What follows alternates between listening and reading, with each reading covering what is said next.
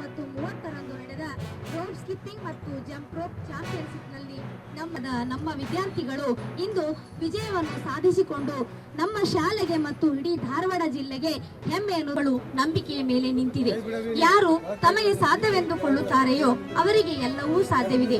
ಯಾರು ತಮಗೆ ಸಾಧ್ಯವನ್ನೇ ಸಾಧ್ಯವನ್ನಾಗಿ ತೋರಿಸಿದಂತಹ ನಮ್ಮ ಮಕ್ಕಳಿಗೆ ಇಲ್ಲಿ ನೆರೆದಂತ ಎಲ್ಲ ಮಾಡಬೇಕೆಂದು ಅವರಲ್ಲಿ ಕೇಳಿಕೊಳ್ಳುತ್ತೇನೆ.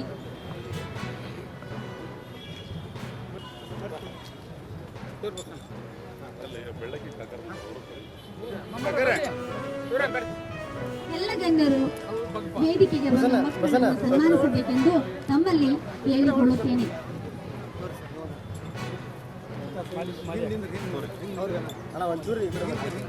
ಫಿನಿಕ್ಸ್ ಆಂಗ್ಲ ಮಾಧ್ಯಮ ಶಾಲೆ ಮತ್ತು ಫಿನಿಕ್ಸ್ ಸ್ಪೋರ್ಟ್ಸ್ ಅಕಾಡೆಮಿ